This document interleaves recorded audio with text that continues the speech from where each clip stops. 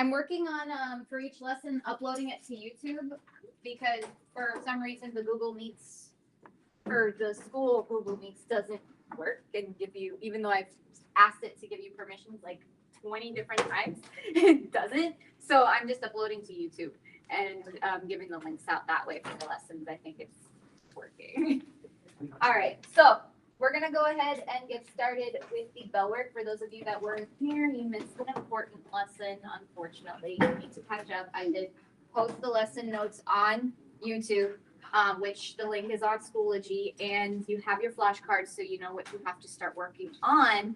You have a couple days to catch up because your first competition that you weren't here to know about is next class. So we'll be talking about that in a little bit.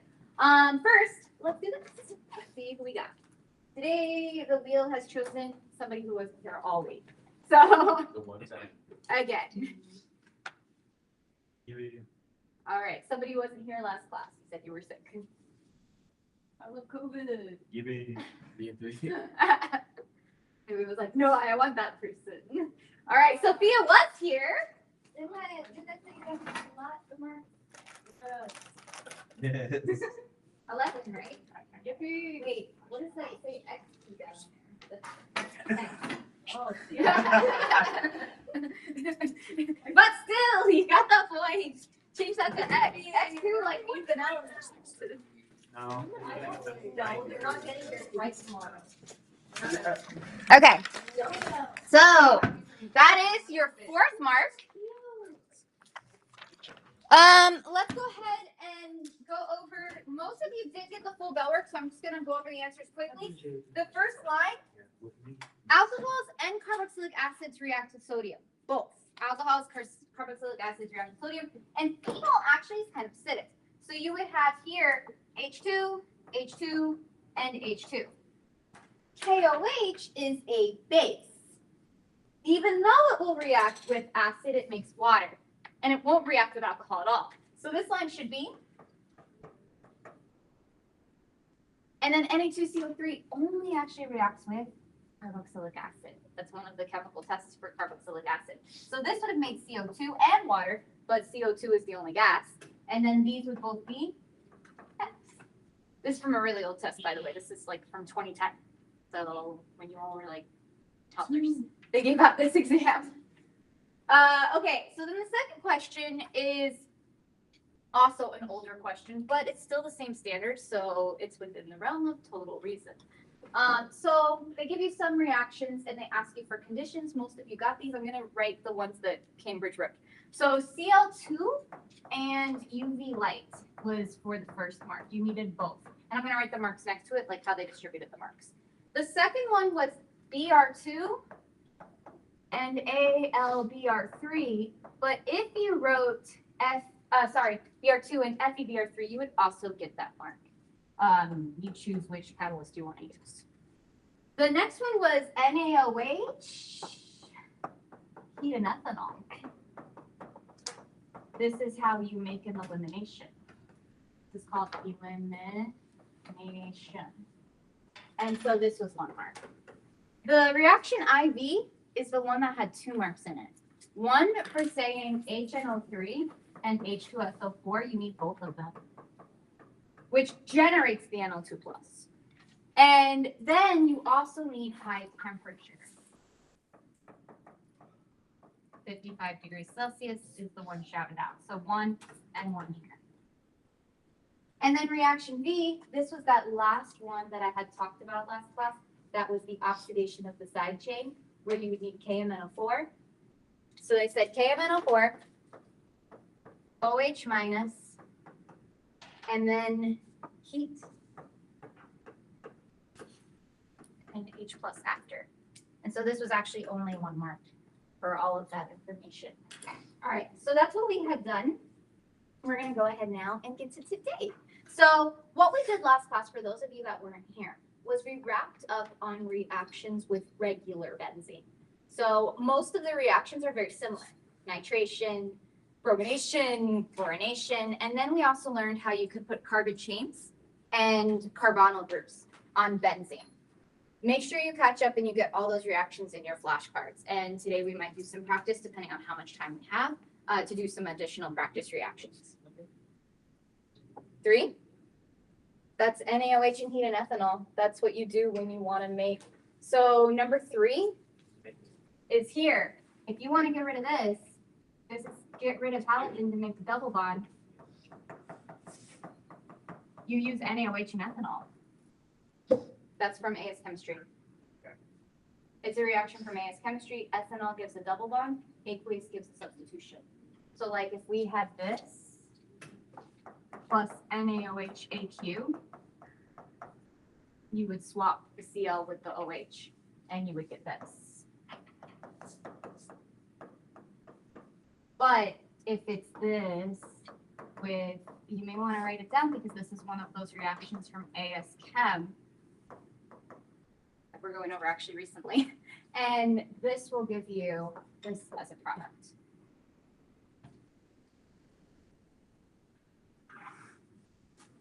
As a major organic product and the byproduct would be water. So with ethanol. With ethanol. So it's whatever your sodium hydroxide is dissolved in. If it's dissolved in water, then you get a substitution, swap. If it's dissolved in ethanol, then you get an elimination. This is from AS Chem. Any further questions on the bell work? No? Okay, so at that note, let's continue on. Today we're going to be doing reactions mainly of phenols. Then we're also going to start getting into acyl chlorides and carboxylic acids. We will be wrapping up on those reactions on Thursday. So let's take a look at our standards. We have, and let me make sure I'm recording at this point. I believe I am. Before we look at the standards, I'm going to give you the revised course schedule. Grades are due by next Friday before noon. They have to be uploaded. So in order to give you the opportunity to drop your lowest grade in the quarter, your lowest exam grade in the quarter, your quarterly must be next Wednesday. So your quarterly is going to be Wednesday, March 19th. Mark that on your calendar. You've got a little bit over a week to study. It's going to have everything. It will be one full paper 4. So it will be one full paper 4, which means you're going to be given the entirety of the 2 hours to take it because paper 4 is how long? 2 hours. And the goal will be to earn as many marks as possible. So you'll want to start studying over your formulas from the early part of the year and over your definitions because like usual, I'm going to do it as the A level, B level, C level, D level, E level. So it will be curved, but you'll need to study. I will include organic on there because it's a full paper 4. So everything will be there, including what we're currently learning. So just FYI. Yes. This is the last unit of study. This is the last unit of study. So looking at what we're doing today, we're doing phenols and carboxylic acid reactions. Then we're going to get the acyl chlorides. And next class, you're going to have your first group competition. We are going to do that next class. Then on Monday, we're going to have a lesson that day. Next Wednesday, we're going to do a full paper 4. And then the day before spring break, this is the day before spring break. That kind of works out maybe nicely. You're going to have not a lesson day that day, but a review day and a group competition day. So we'll be doing various group competitions that day. That will go towards your points total that I'll be giving you in a little bit. On Wednesday, April 2nd, we're going to do, this is the final lesson of the unit. So we'll be doing that on Wednesday, April 2nd when we return from break. And then you'll have another review day afterwards with another group competition. So there's going to be now 4 group competitions. I revised the calendar a little bit. And then your Unit 6 examination will take place on April 8th. So that's still the same as I had presented last Friday. So the only one alteration that I made was I added one more group competition and I flipped these 2 because of when grades are due. Remember that your quarterly exam, if you do better than you did on the exam you took for Unit 5, will actually replace that exam. So it would count twice. And if you do the same or worse, it just won't replace that grade. It will go in once. But you do need to take that quarterly before the end of the quarter. So that's going to take place on Wednesday. On that note, some of you, as usual, are missing a bunch of homework, as usual. And I need those by next Wednesday as well. So in order to put it into the grade book to give you the revision, hey, I'm not lying. So in order to put it into the grade book, you know, to give you the partial credit, I need to have your homework by next week on Wednesday, before the end of the night on Wednesday, so I can process it all on Thursday and make sure that your final grades are updated for the quarter.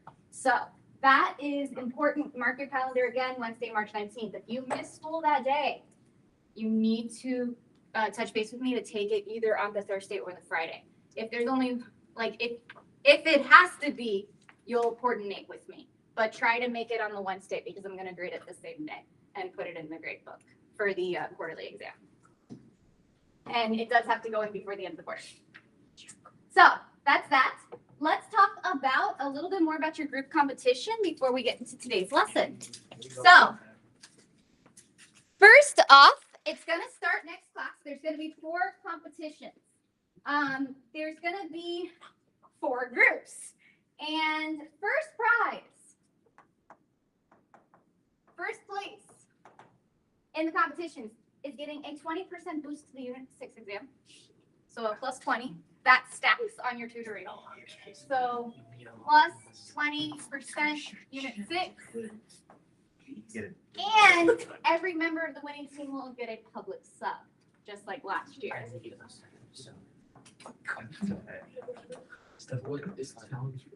Second place. Yes. Excuse me. Yes. Hello. Amy Santos, please come to the office. See you soon. You'll find out if you members we got. They'll let you know. I'm scared. Second place gets a 15% on Unit 6. Still a boost, but no subs. No more money spent. We're not in So first place is where it's at. first place. I want food. Third place Just rob the first place people. gets a plus 10% on the Unit 6 exam. So everybody's getting a little boost. And fourth place, that means the consolation prize. Consolation, you can guess, plus 5% on the Unit 6. So for your participation, for your hard work, for all your studying, you'll get a little boost on your exam.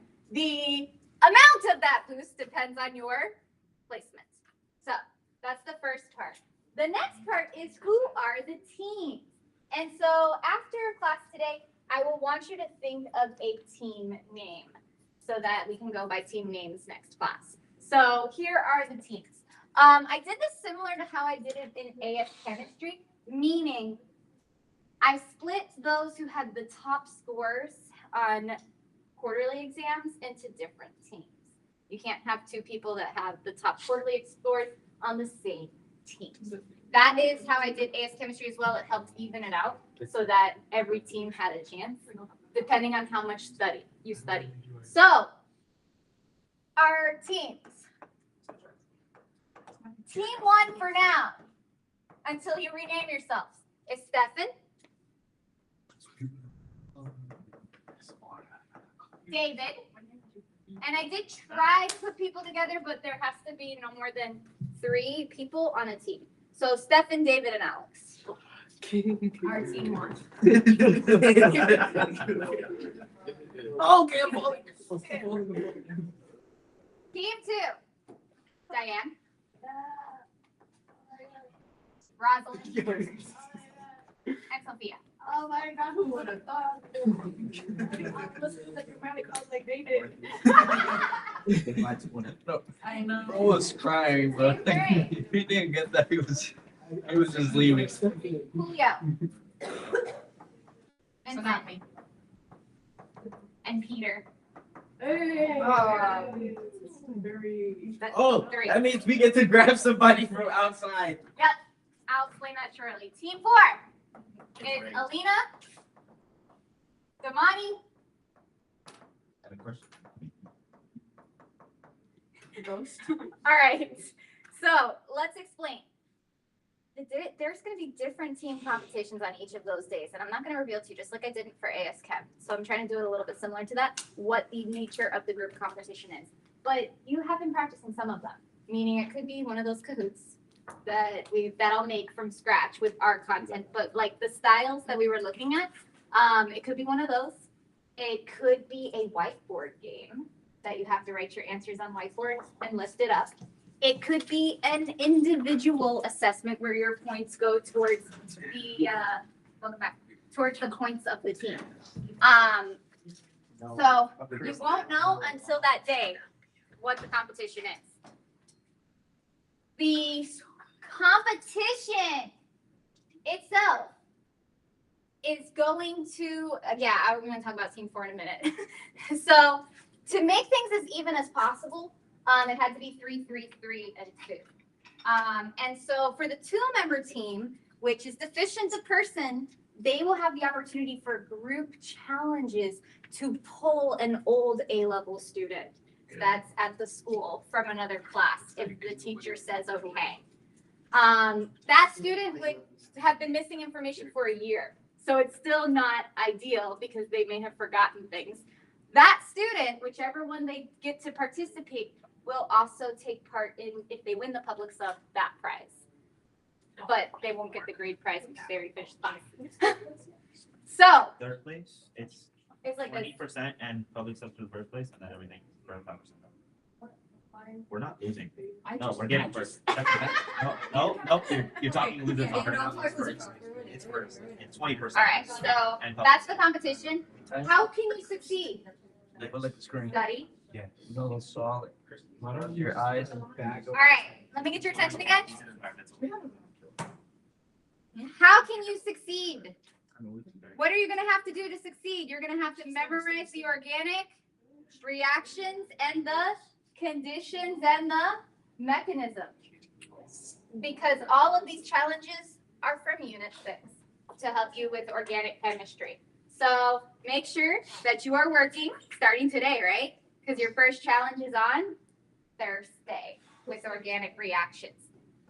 This Thursday. Me too. There won't be another one until after the quarterly to give you time You to got prep for the quarterly, but there'll be one this Thursday.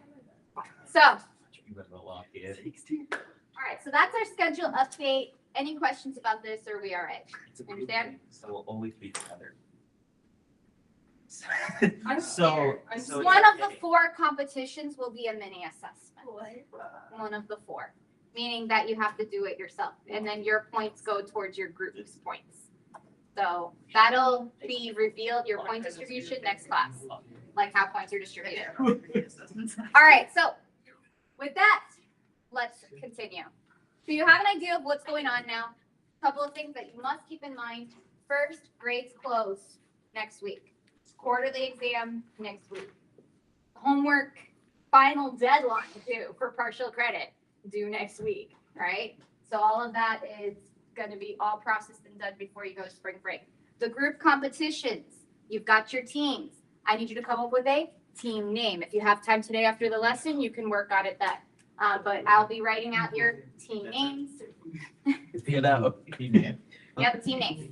All right, so if you look here, this looks like a lot. But what does that mean when it looks like a lot? It's all really good. Most of the standards are going to be very fast to get through today. And so I do encourage you to have your flashcards out so that you can be working on them during the lesson. For this class, the speed is not so crazy that I have to rush. So you can take your time a little bit to write the flashcards as we go through each reaction. I'll let you know what needs to be on a flashcard. I'm getting fed up Thursday, right? Yes. Is it last class of the day? Yeah, I think so. Okay.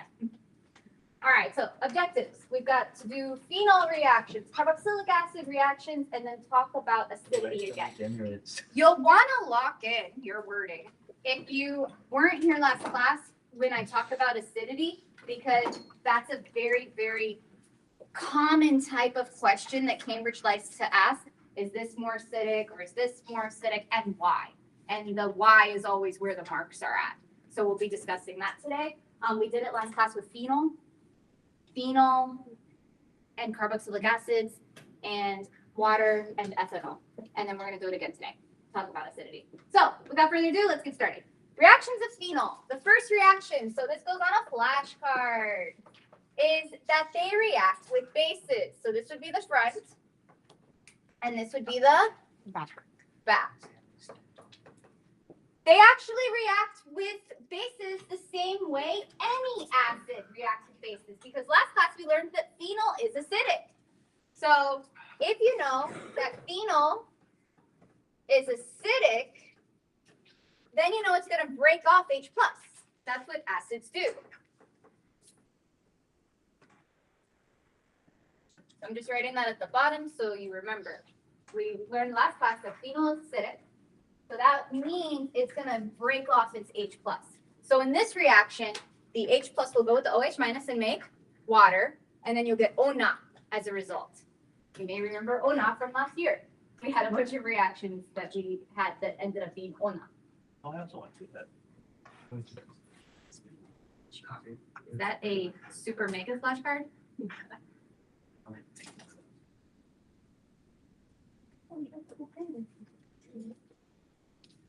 All right, so make sure you're writing it on flashcards. For this reaction, there are no special conditions. Meaning you literally just take the phenol, you throw it together with some sodium hydroxide, which would be dissolved in water. So technically aqueous. Most of these reactions are aqueous. And then the reaction occurs.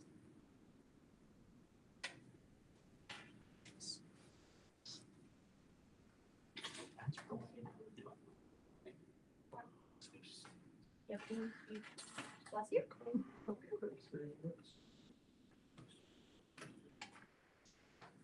I'm waiting. I'm seeing that you're writing your flashcards, and then I'm pausing, and then we'll move on to the next one. You have your flashcards?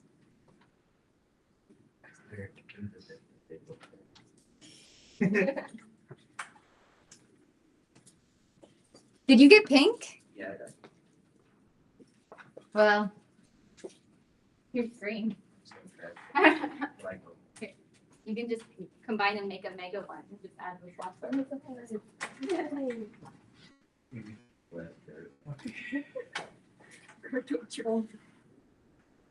Oh, it's the combined. All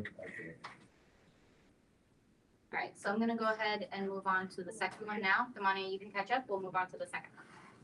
All right, so the next one is actually very similar. Hey, this is in the bell word, wasn't it? These first few were in the bell word. Phenol reacts with sodium. The same way that alcohol reacts with sodium. Meaning,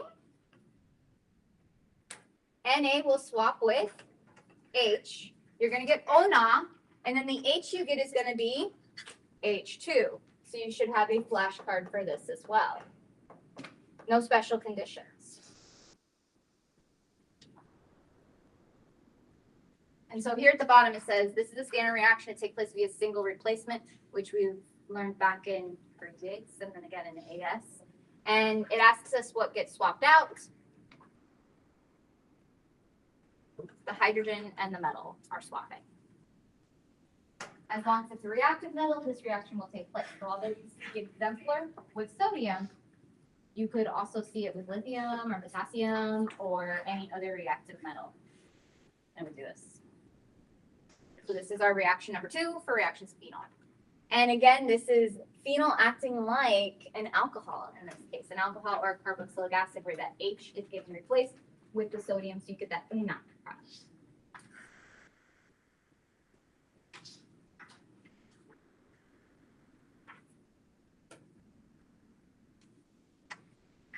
The next reaction, which I'm pausing for, I'm going to give you a little bit more time. I can see almost everybody's done writing. We'll continue. Is almost the same as the reaction with benzene, except the conditions change. So this is reaction number 2. This is with the correct balancing. That's why you see the 2's in front, because it's all balanced. Instead of writing the 2's in front, you could have alternatively just written the 1/2 H2, and that would be equivalent. And then you wouldn't have to balance everything.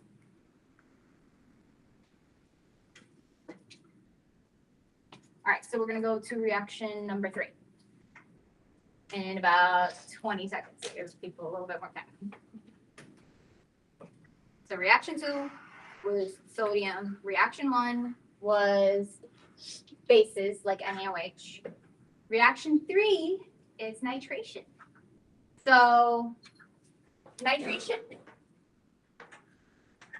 the only thing, so this is the flashcard. This is the front of the flashcard for reaction 3, and then this is the back of the flashcard.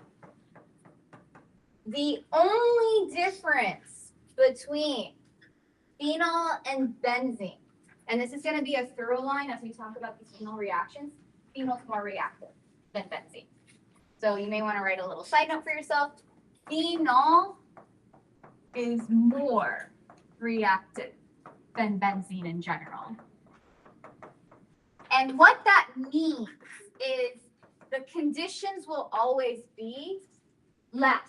It'll require less to get phenol to react than benzene. So benzene, to nitrate the benzene ring, you needed sulfuric acid and nitric acid and a high temperature of 55 degrees. If you'll recall, we saw that in the bell word. But if I have phenol and I want to nitrate it, it happens with dilute nitric acid. Don't need the sulfuric acid, don't need the high temperature. You can do it at room conditions. So this means the conditions are different for phenol than for benzene. That's what's important to recognize here. And this is because phenol is more reactive than benzene. So the conditions to make it happen are less. Notice where the NO2 adds to. Does that make sense? OH, is that an electron donating group or an electron withdrawing group? That is one of the things you're going to have to study for Thursday. It's donating. So if it's donating, that means what's added is added to carbons 2 and or 4. What's the major product of this two? Equivalent. That's why they're both written. It's about 50-50. If this was a larger group, I would say the one at the bottom.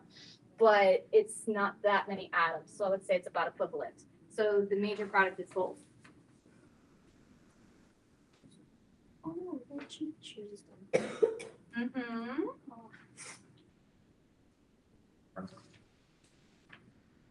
Sulfate is SO42 minus, so sulfuric acid is H2SO4. Yes. What does DIL? Which part? The DIL for the condition. Dilute. That's a good question. So the conditions is dilute, that's the DIL right there, dilute nitric acid.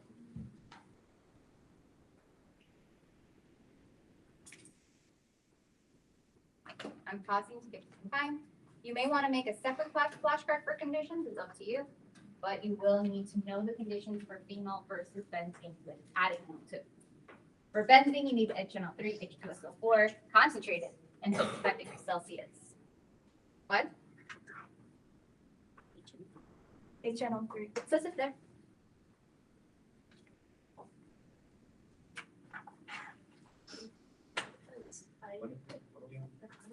Reaction number 3. Nitration.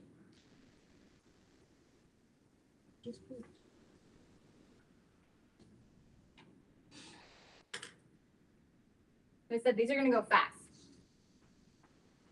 Just giving some time for you to wrap up. Temperature for phenol? Room temperature.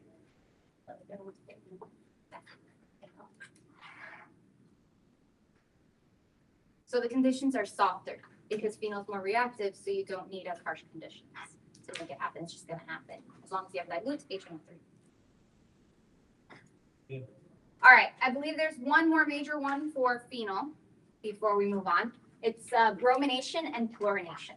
So although here it says bromination, you should also write chlorination because remember, anytime you add a bromine, you could have added a chlorine in its place. So bromination or chlorination. And so what happens here is the following. If there is no excess, meaning they tell you you have 1 mole of Br2, you get this. If there's no excess. If there is excess, or they give you enough to make it happen, because OH is more reactive, it won't just add bromine to 2 or 4. It will add bromine to 2 and 4 and 6. And so if you have excess, you actually have this result, and you should write it out. So you need a flashcard for each. So bromination without excess and bromination with excess. Notice what's left out of the conditions. Because you don't need this here. But notice what's not in the conditions that was in the conditions for benzene. No catalyst. Benzene required the catalyst for it to happen. This will happen without the catalyst. So phenol, once again, the thorough line is that phenol's more reactive. You don't have special conditions for this to happen. Literally, you just put it together with Br2, reaction happens. If there's only one Br2, then you get the addition to the 2 or 4 position. And if there's excess Br2, it goes everywhere, 2, 4, and 6.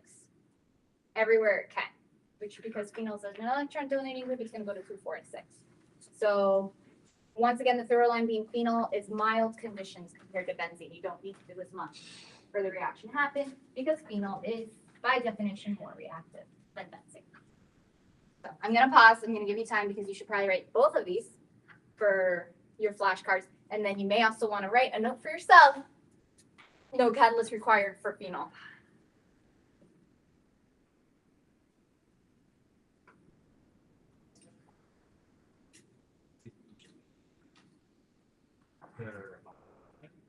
Addition? No conditions. Just happens. Just like with the sodium reactions, it just happens. You mix the two things together, reaction occurs. Pretty instant too.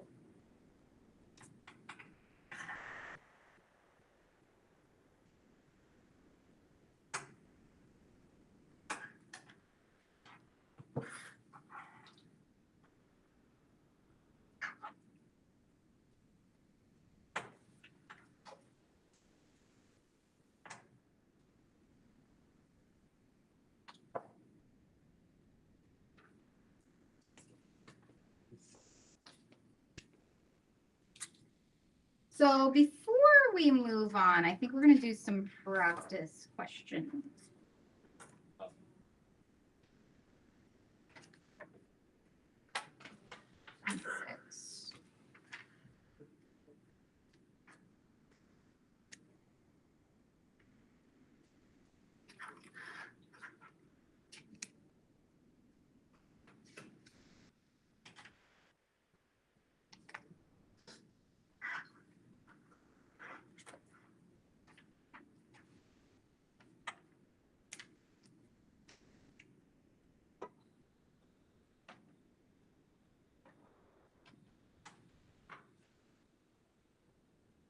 Okay.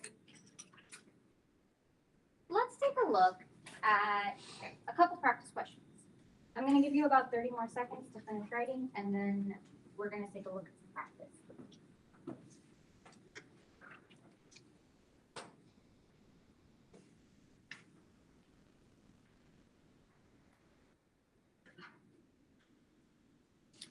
Oh, and while I'm waiting, for the group competition, as always, there will be no notes.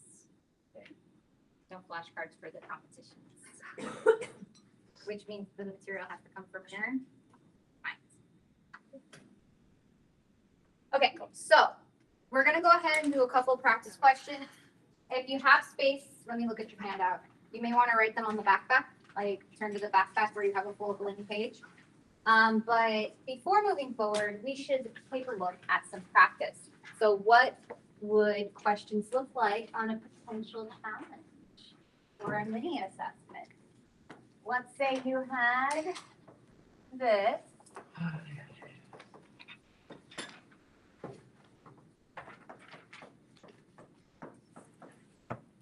What's the product?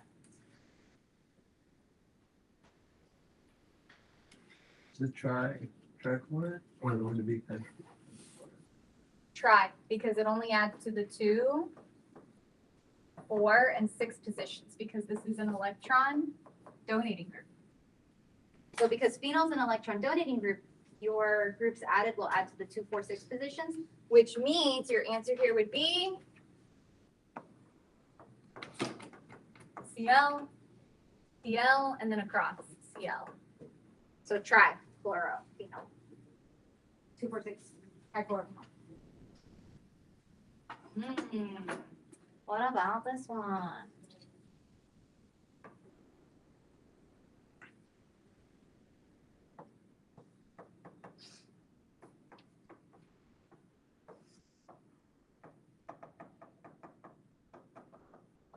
Roll this at.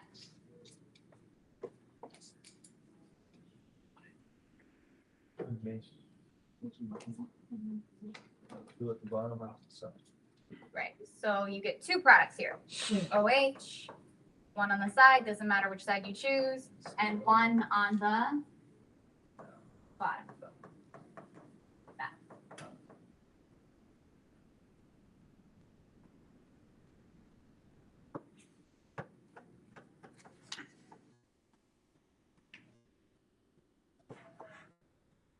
About this one. Okay, Ona and right. So Ona plus 1/2 H2 if you don't want to balance the full equation. That will balance it.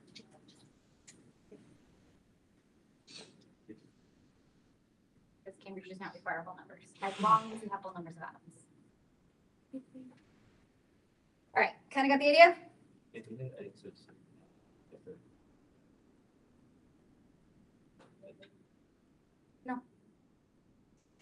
It only does have the bromation orange.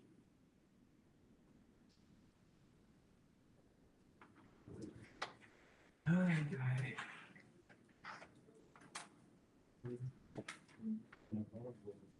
least I don't think so, but I can double check. All right, let's move on. Let's take a look at a Cambridge textbook question. It says, place these molecules in order of the ease of nitration, starting with the most reactive. So what would be the most reactive? What would be the least reactive is the question.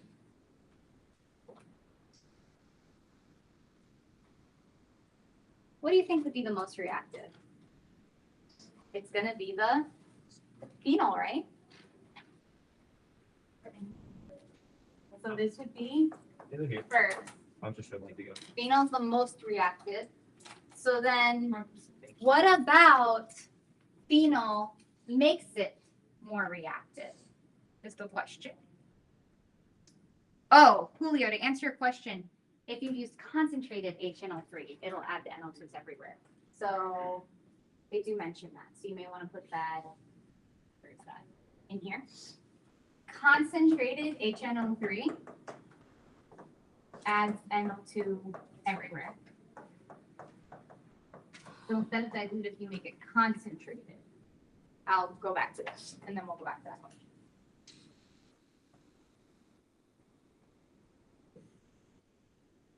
Because you asked the question instead of the question. And it's addressed in the textbook, so I threw it up there.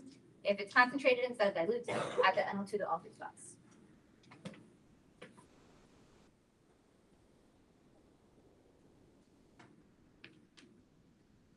So we said phenol's the most reactive. What about phenol makes it reactive? Is my question.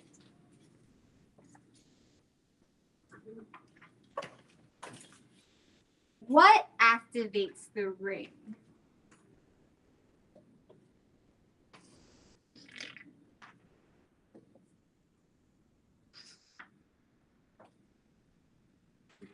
What did we say that activates the ring? The lone pair of electrons from the oxygen, right? That's what makes it reactive, is that it's an electron donating group. So,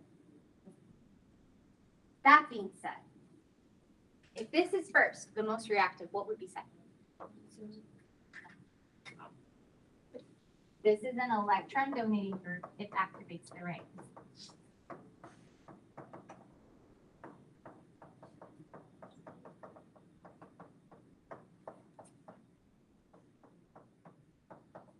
Carboxylic acid is an electron withdrawing group. Oh, so then it would be the. So the second one is actually the methyl. The methyl is less reactive than phenol, but more reactive than the others because it also has an electron donating into the ring. So then what would come third? Then the carboxylic. Nope. Benzene. Benzene. The least reactive is the one with the electron withdrawing group. Because the electron withdrawing group withdraws electrons from the benzene, so it destabilizes the benzene ring, so it's going to be less reactive. So the electron withdrawing group will be the least reactive. That's the way to understand it. And then it says at the bottom, write a balanced equation to show the reaction where excess chlorine is bubbled through phenol. So what would we do here? Phenol plus excess. How do I write chlorine? Cl2 in its standard state always. And then what are our products? Or product? Everywhere. Everywhere being not all 5 spots, 2, 4, 6. That.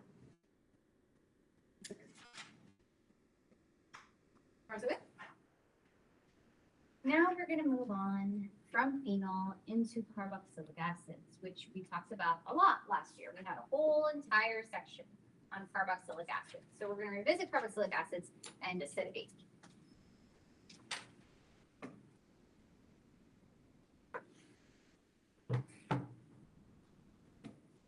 Ready? Okay. So carboxylic acids are weak acids. Where's the acidic hydrogen here? So this one right there, that's the acidic hydrogen. That's the one that's going to break off. We know they're weak because they have an established Ka and pKa. Remember those things? You may want to remember that pKa is negative log of the Ka. You forgot that? That was back in Unit 1, one of the equations we needed to know. And so the Ka for this reaction is 1.7 times 10 to the negative 5. What does this tell you about the position of equilibrium? So at the very, very beginning of this class, I taught you how to read the numbers. And when looking at K, just to remind you, because again, you have quarterly comes next week, right? If K is more than 1, what does that tell us about the equilibrium? Will there be more products or more reactants? If K is more than 1, there'll be more products. So this tells us there's more products at equilibrium. If K is equal to 1, then the amounts are equal.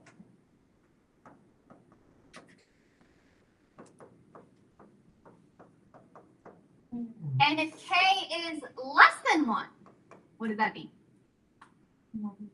There will be more reactants than products at equilibrium. So more reactants at equilibrium.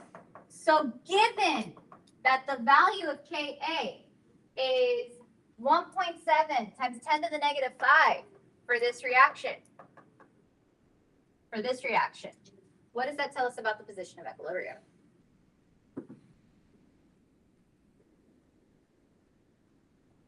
Position of equilibrium means, is it favoring more products or favoring more reactants? Right. So at equilibrium, there will be more reactants than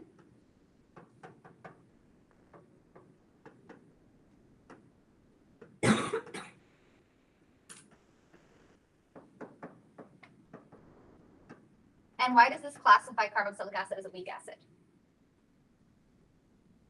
Why is it weak and not strong?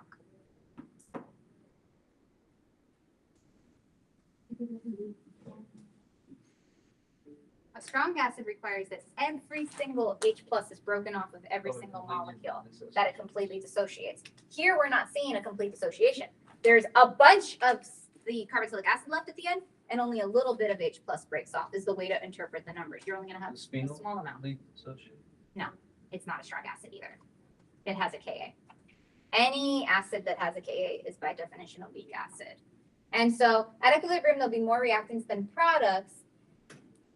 There is not full dissociation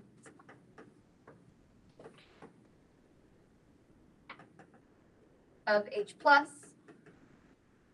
meaning that you'll have a weak acid. If all of the H pluses broke off, you would have saw a single arrow, not a double arrow, and it would have been a strong acid. But carboxylic acids are weak acids. Carboxylic acid, the main one you'll recognize is vinegar. Acetic acid is in vinegar. If you got vinegar on yourself, you would be okay. You might smell, but you'll be all right, right? Whereas if you got hydrochloric acid on yourself, it's going to hurt. That's the difference, like in actuality, between a weak acid and a strong acid. A strong acid that breaks off all its H plus is going to be much more corrosive and dangerous than a weak acid. All right, another example of a weak acid, carboxylic acid, is citric acid. Citric acid is present in fruits like oranges and lemons. And if you had a cut and you got like lemon or orange juice on it, it would actually sting. And that's from the small amount of acid. Continue.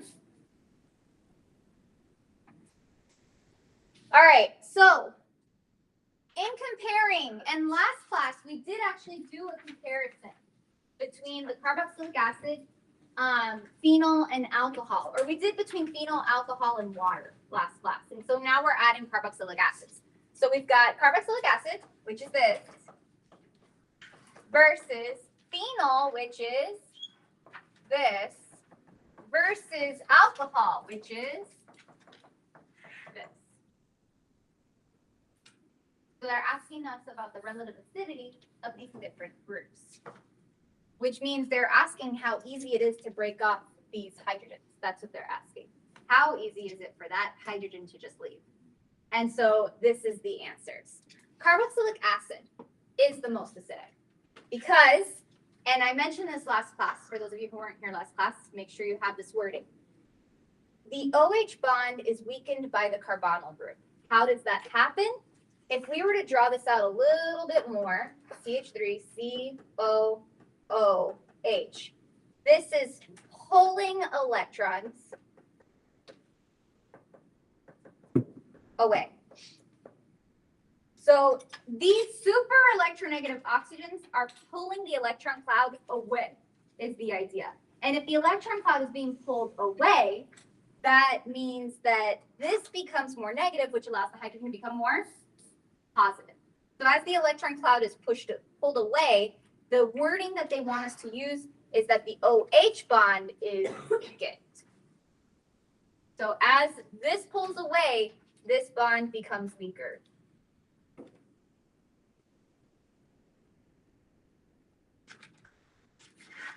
Because the electrons are pushing that way, which means that these two electrons are not being held as tightly between these two elements. So it's easier to break that H plus off.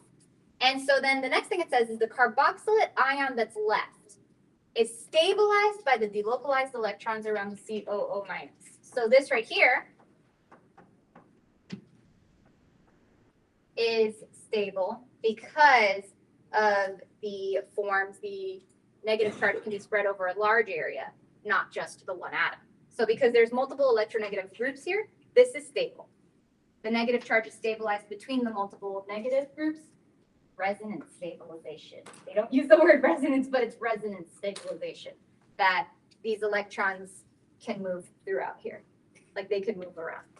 So they say that the negative charge is spread over the electronegative area and it reduces the charge density because this is stable. So the idea is because this is stable,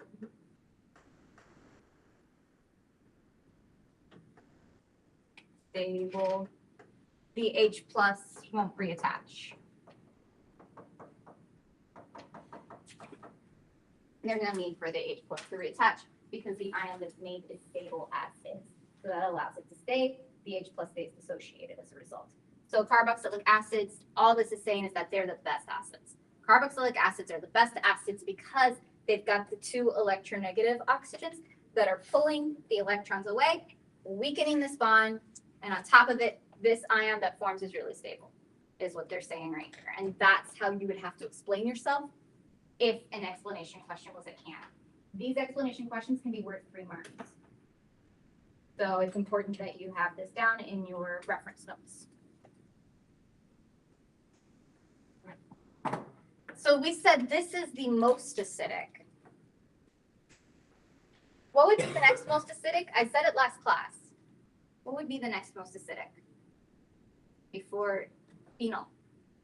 This is the second most acidic. Why? Do you remember?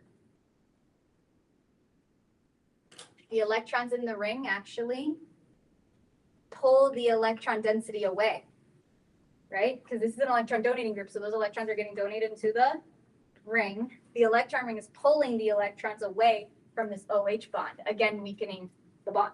Same reason. Second most acidic. These electrons are not as powerful as the electronegative oxygen, but it's the same idea going on. And then finally here, this is a terrible acid. This is actually a base. This is a terrible acid, not a good acid. Why not? Why won't that H plus break off easily? What's surrounding it? This was very electronegative, right? This is a bunch of delocalized electrons pulling the electrons away. Is that situation here? No, you don't have electron withdrawing happening. You have electron donating. So here you've got electron donating instead of electron withdrawing. Electron donating does what to the bond? It doesn't weaken it, it strengthens the OH bond, meaning it would require more energy to break it apart. So that's why ethanol is not going to react the same as phenol or the carboxylic acid, because instead of having electron withdrawing groups pulling the electron out of the way, here you've got electron donating groups that's adding in to strengthen the bond. So that's the important notes you have to have here.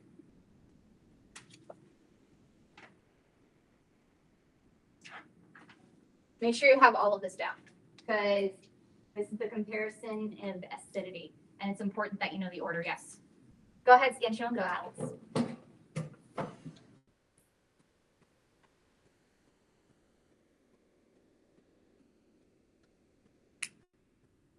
Take a look at the next slide. And grab a calculator. What's the pKa for each of these? Didn't I just write down the formula? Do you need me to write it down again? pKa equals negative log of Ka. Go ahead and write down the pKa for each of these. Go ahead.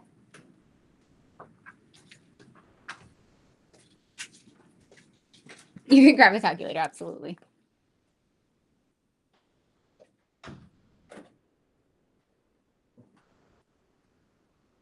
I get 4.77 for the first one.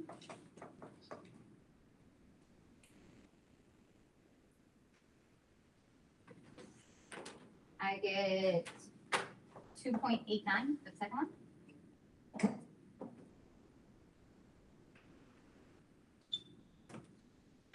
I get 1.3 for the third one. And I get 0.638 for the third one. I mean, for the fourth one. Try to see if you get the same numbers.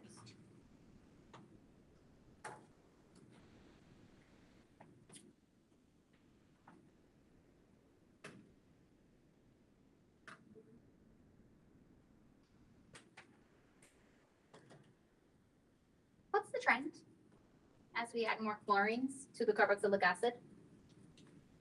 What's the trend of the equilibrium? What's happening here? Decreasing. Is that decreasing? That's actually increasing, right? This is an increase in Ka value, which means what in terms of equilibrium? Because if you think about it, it's 0.000017, then it's 0.0013, then it's 0.05, then it's 0.23. Those numbers are getting big, actually. So what does that mean? The trend is that the equilibrium is going to lie more to the right. So as more chlorines are added, equilibrium shifts to the right or towards products. Does that make sense? With Ka, what is this telling me? If my pKa is decreasing, what does that tell me about acidity? Is it getting more or less acidic? Remember, it works the same way as pH. As the pH goes down, as the pKa goes down, it should be getting more acidic. So another way to understand this, as I add more chlorine, this becomes more acidic. Let's reason why that would be so, because we can look at that structurally and prove that. And Cambridge wants us to. Why is this the most acidic? Why? Why is this molecule right there the most acidic? This one. What are the chlorines doing compared to hydrogen with the electrons? They're pulling, right? So if I add a bunch of chlorines, you have this whole entire area that's pulling electrons away from that hydrogen.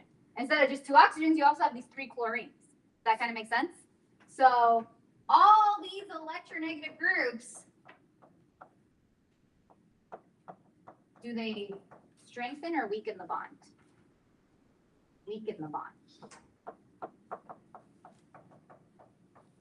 Which in the end result makes for a better acid.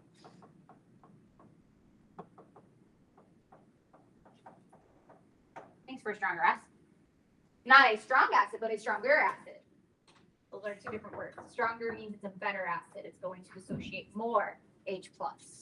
So the more electronegative groups I add, the better acid I'm going to get. So chemists will do that. They'll add extra electronegative groups if they want to improve their organic acid reactivity as an acid. Welcome back.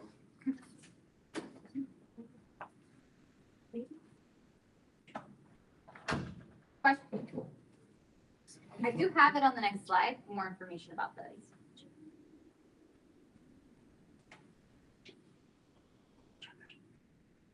SO4 is minus 2. You may want to take a picture of this. I'm going to move forward shortly.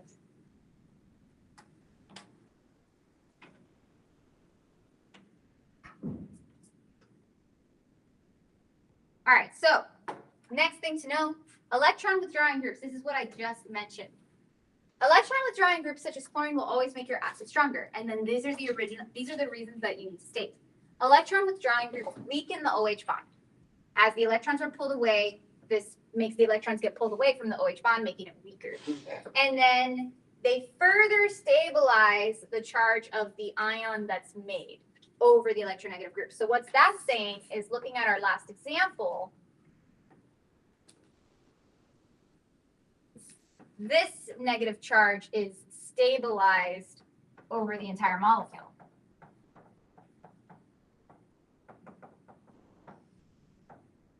Which makes the H+ less likely to attach, meaning this whole area is what this negative charge is stabilized over, whereas with this one,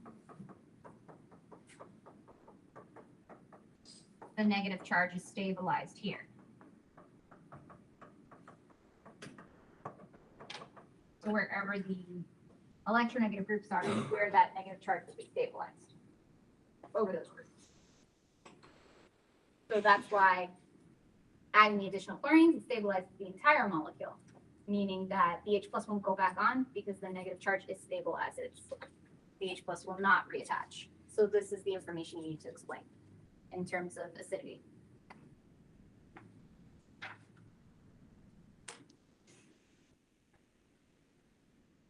So when you're done with this, on the next slide, we're actually going to breeze through it because those reactions are the AS chemistry reactions that we've already saw in the building. So you do not have to make flashcards for those reactions because those reactions you should already have on flashcards if you have your AS chemistry flashcards anywhere. So just real quickly, looking here, these are the reactions of carboxylic acids. You can react them with base. You make water and a salt. You can react them with reactive metal. You get the ONA and the H2 product. And then you can react them with carbonate And with carbonate, remember you get H2O and CO2. A lot of you figured that out in the bell work, that you would get CO2 as the gas from a carbonate. So this you don't have to put on flashcards because this is from AS chemistry. The next one. This reaction you do need to put on a flashcard. Because although it may be from AS chemistry, you need to remind yourself. So this would be the front, or this would be the front.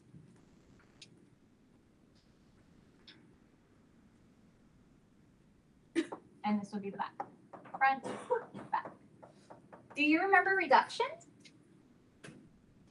What is the process of reduction in chemistry? Organic chemistry specifically. What do we do in reduction?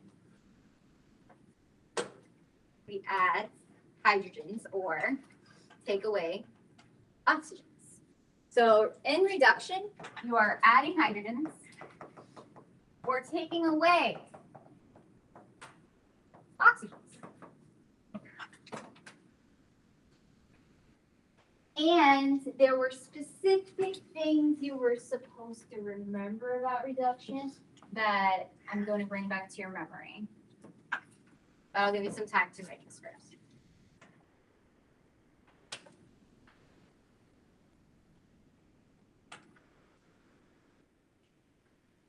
You may remember, maybe not, that carboxylic acids go to what with reduction? They go to alcohols. They go to primary alcohols. So you may want to make that note to remind yourself. The other one is ketones. If I have a ketone, do you remember what happens with that? It's not on this slide, but it was something that we learned. Instead of a primary alcohol, it's a secondary alcohol. So those are the two reductions you'll need to be familiar with. And it's because with ketones, the carbon is in the middle of a carbon chain. So it can't be a primary alcohol, it has to be a secondary alcohol. Whereas the carboxylic acid is at the end of a carbon chain. That's why it's a primary alcohol, an alcohol on the end. So then here, that's COOH, so it just goes to an alcohol. It's actually the same reaction from AS10, it's just in relation to benzene, with benzene involved.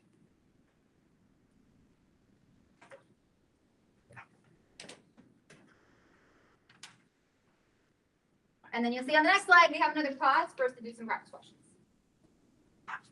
That's why you see blank slides, usually we do practice questions.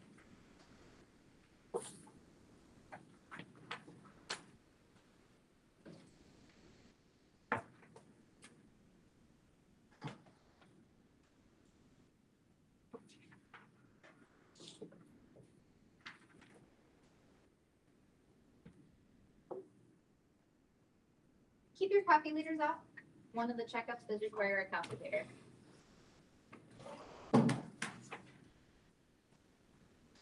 If you need a calculator, feel free, yes.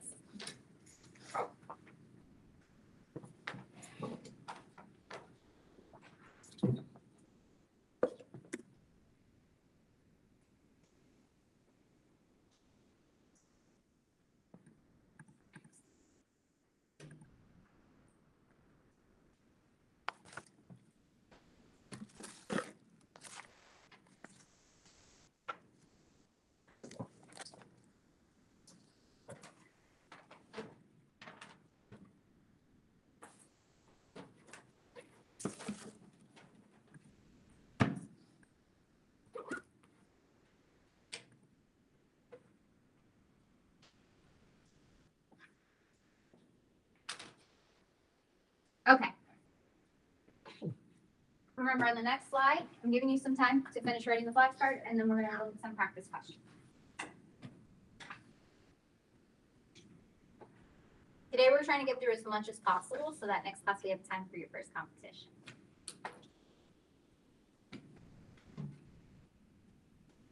Which, to let you know, will include all reactions up to today, but nothing that you learn on Thursday.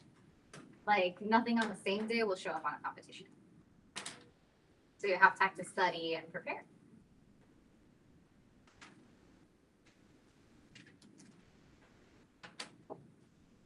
Continue. We're good? Okay. So let's take a look at a few practice reactions just to see how we're doing so far. If we have this, and I'm going to include reactions from last class.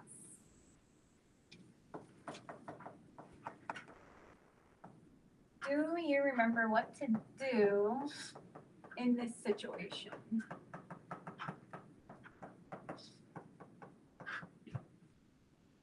What do you get?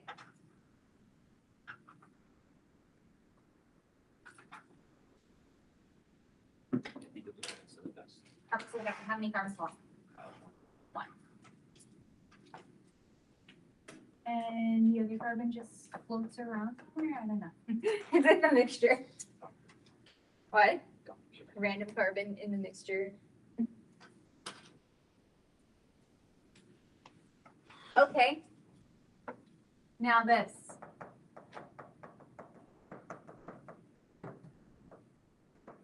What is this?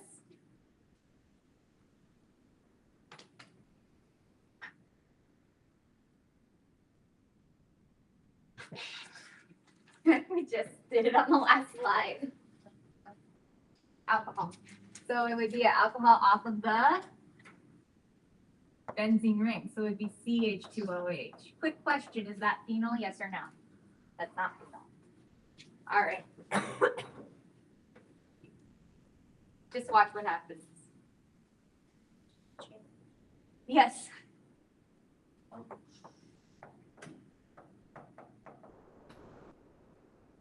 Now what? You make.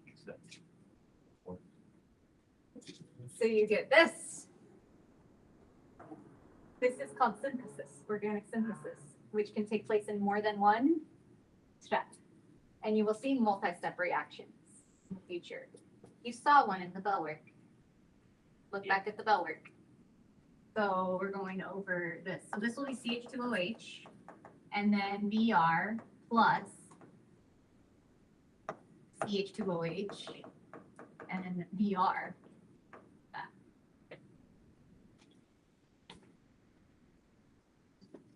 We'll stop there on that one. Let's try another one.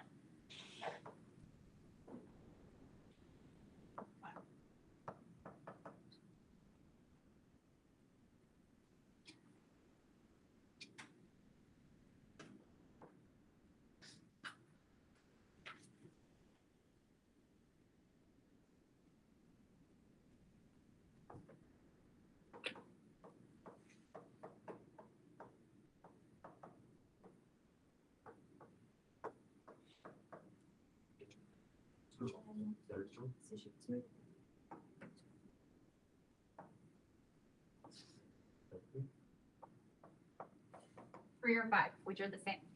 So NO2 here. 3 or 5. Why? Because it's an electron withdrawing through.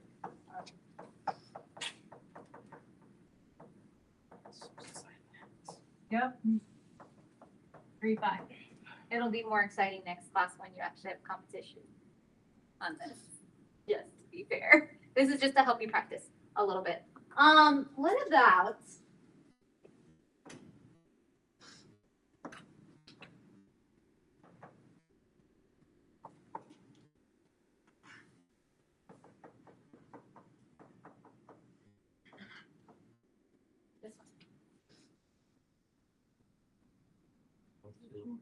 this one? Or, and you have to have both of them. What about this one? Oh, sorry. 3. What about this one?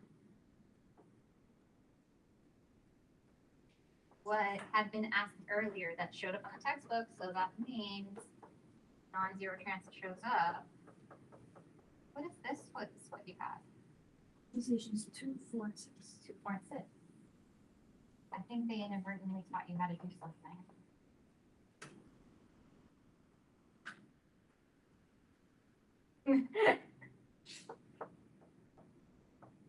It's in the Cambridge textbook. 2, 4, and 6. Trinitrophenol. If that was the CH3 group instead, that would be trinitrotoluene. Right?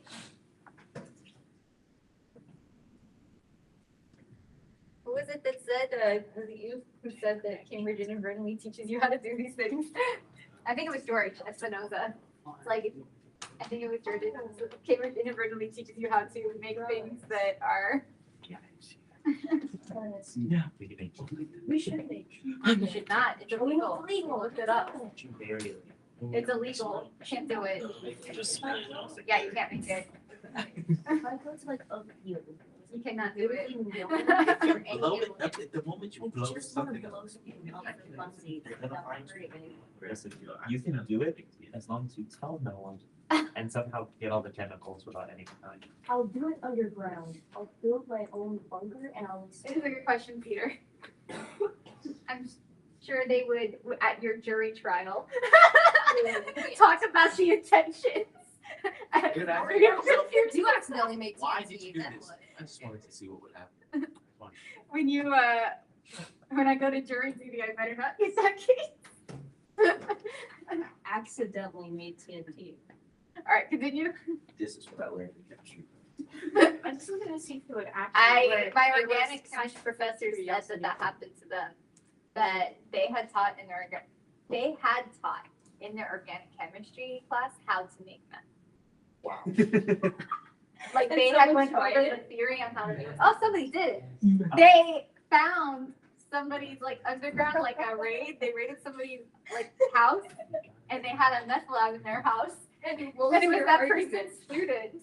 Wow. But it was like years later, and it was You know, he crazy. just sat down, just like, He was like, thought about that. Did he take he that? took that on his. Oh, they went to jail. Not the teacher. No, I the mean the student. teacher. Like, The did he take teacher- it out of lesson? Yes. Yes, they did. They did not. Why? They did not teach their students afterwards. But that's Because so lesson fun. learned. Lesson learned. And You're gonna, To be fair, they were very angry. if I wanted to learn how to make meth and make my own meth lab, even if I wasn't taught in school, I would still figure it out and do it. There's like a whole song that teaches you how to make meth, I think. A song? Yeah. What is this world coming to? I learned how to make gunpowder in the show. This is That is true. scary. I learned how to make This is scary that people would do that. Fun. It was Like teach children with a That's signal. It was That's it was- awful. It was like a song. It's like, oh, I feel like don't this is- make meth. we're don't gonna do this. This is a dystopian world we live in. I think we're in a dystopia. There's no Hey, worry I about. haven't done it. We're already in the dystopian world. All right, so let's continue. Oh, you mean a vocal? We got a couple more things to go over. So, oxidation of methanoic acid is the next thing to be aware of. This is actually something that I taught last year. If you were paying attention to oxidation, if I oxidize, either using, what could we use to oxidize? Do you remember? K2Cr2O7. Do you remember that? Yes. If I use an oxidizing agent, remember that all aldehydes turn into carboxylic acid. So if I have methanoic acid, I'm going to pop another oxygen on there. So I get this, HOCOOH. Now, do me a favor. Count how many hydrogens, oxygens, and carbons are on that product. 2 hydrogens. Do you count them? How many oxygens? How many carbons? Do you see that? Does that ring a bell?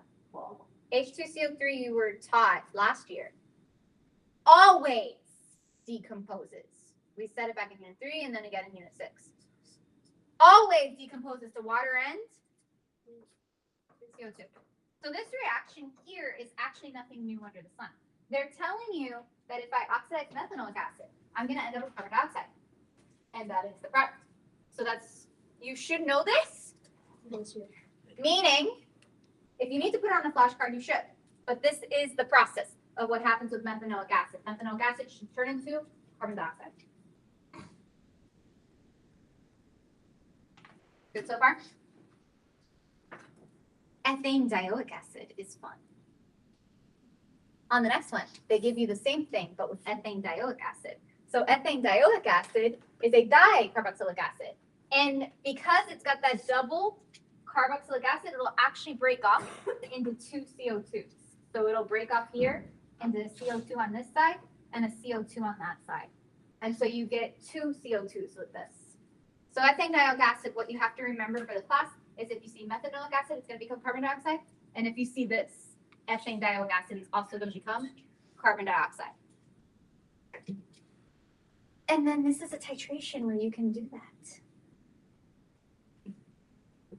I said the word titration, so you may know what's coming for the last part of class today.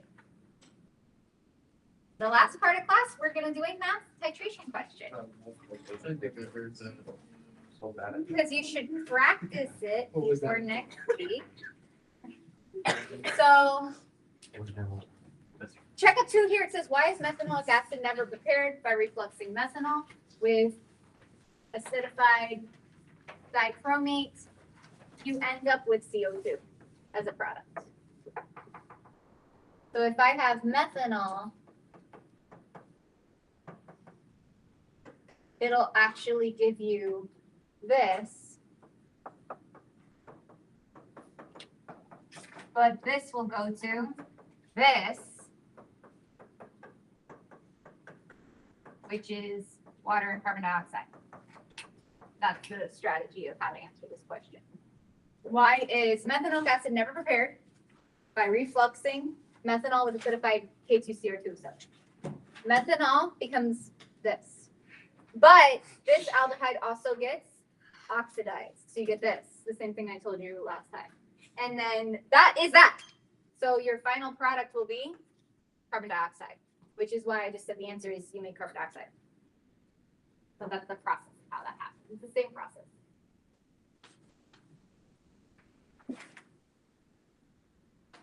The next question will be our last question for the day. We'll save acyl chlorides as I had in the lesson originally for next class. I just put a couple extra slides just in case we have the time, but we don't. So we'll do acyl chlorides next time. So this will be our last question of the day. I'm going to check your homework. Make sure I have no acyl chlorides in here.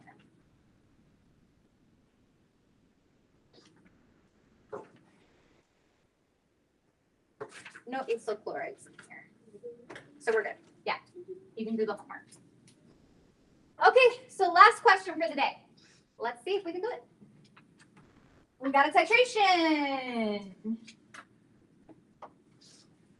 KMNO4. In an experiment to standardize a solution for potassium permanganate, 25 centimeters cubed of a standard solution of 0.05 molarity ethanediolic acid was fully oxidized by 8.65 centimeters cubed of potassium manganate solution. Can you calculate the concentration of potassium manganate 7? So we're going to go over what are these steps. This type of math could show up on your paper 4, but is more likely to show up where? Paper 5, because it's titration, right? So this would be more likely to show up on paper 5, which after April 8th, we're going to start going over paper 5 to practice for that. We're going to spend about a week or 2 just on paper 5 before going back to paper 4, so that you get a real good idea of what paper 5 looks like. Paper 5 is actually really easy to pass, hard to get a high score on. Like, it's easy to get the E on it.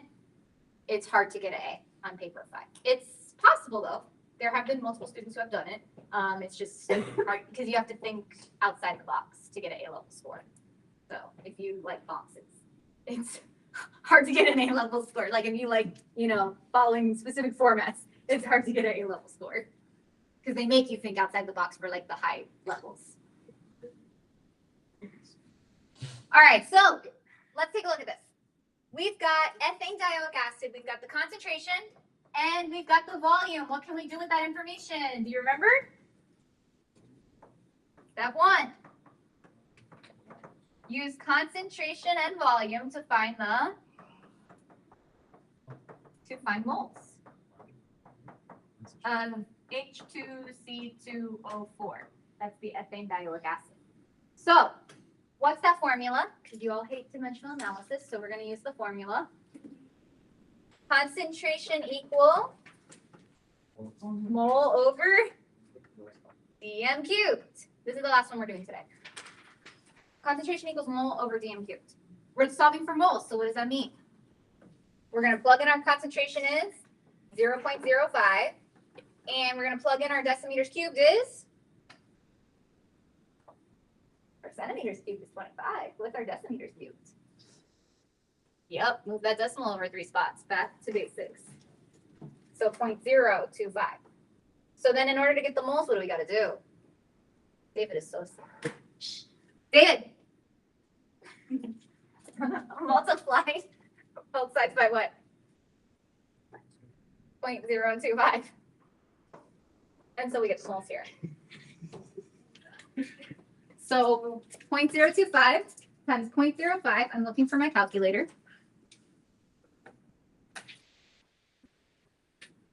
I have it in front of those, but no. 0.025 times 0.05. It's too early in the morning to do that math. 0.00125. In my head. Too early to do that math in my head. Are we good with this so far? For step 1. We know moles of H2, C2O4. We can multiply those two numbers and get 0.00125. Yes? Step 1. But what are we trying to get to? Not ethane dioic acid. We're trying to get to something else. What are we trying to get to? Step 2 is moles of H2C2O4 to moles of potassium manganate, which is what in this formula? It's MnO4, right? So if I go moles to moles, what's my strategy? 0.00125 moles of H2C2O4 is how many moles of KMnO4? How do we get that information? Stoichiometry. Moles to moles is stoichiometry. Moles of H2C2O4, moles of MnO4. So what happens with the numbers? What do you put where? What you have goes on the bottom, and what you're looking for goes on the. That's literally the main thing you got to remember about stoichiometry. So even if you don't write all the words, if you can remember to put 5 on the bottom because that's the H2C2O4 and 2 on the top, you're going to get the math right. So it's 5 moles of the H2C2O4 and it's 2 moles of KMnO4. So then the math here is 0.00125 times 2 divided by 5. So I'm not losing anybody.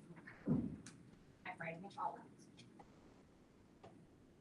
So we get 0.0005 mole KMnO4. Are we done? Solution stoichiometry always is 3 steps. What's step 3? So step 2 is to find the moles of what we're actually looking for, which is KMnO4. We're looking for the concentration of KMnO4. So step 3 would be concentration equal mole over dm cubed. Where would the moles be coming from? The last step, 0.0005 moles of KMnO4. And where's the volume coming from? Given. And it is 0.0120865. And so your final answer is 0.0578. What? And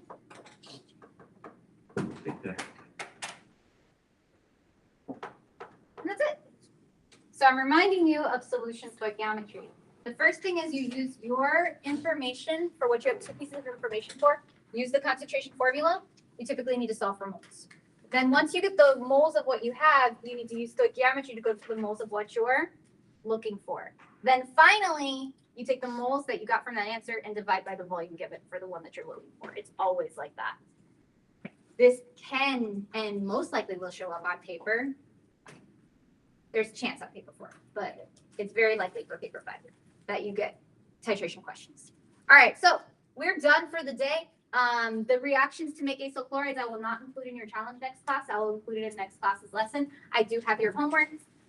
This homework is gonna be due, because I know some of you need to catch up. I'm gonna make it due in the weekend. So it'll be due on Sunday night. Feel free to come to tutoring to get assistance with it if you need. Tutoring is today. Tutoring is also Thursday, but Thursday I believe I won't be back in the room until 2:45. So if you have something to attend, I have a little meeting after school. But I'll be coming back here after that for anybody who needs to bring.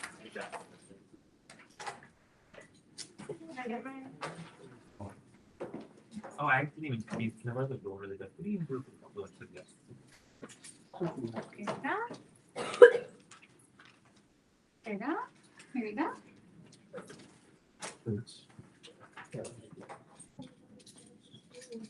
Sophia, you didn't remind me, but I remembered.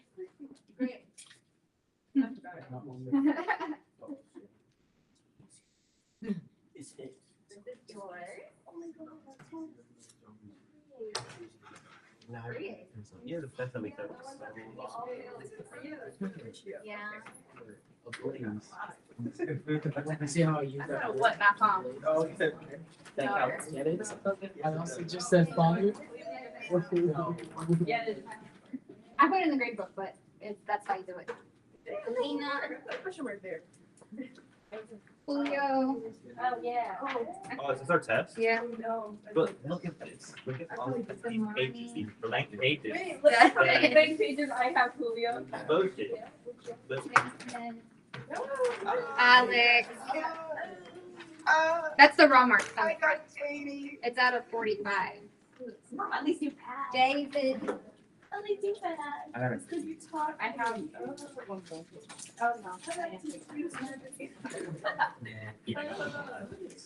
So that's so you can use that to help you study for the quarterly next week, which will have those topics on the quarterly along with everything. Yeah, there's a lot of blanks. Must have been a long test. I probably better run. Yeah. Or I did it. I was like, I think I would. I could have done better.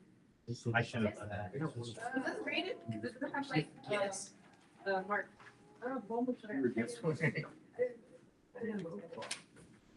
Well, if you didn't complete it. So. Oh. 0. Like you'll get only one product out of the two. Can you? Can you tell? I got one more. Yes. I could have done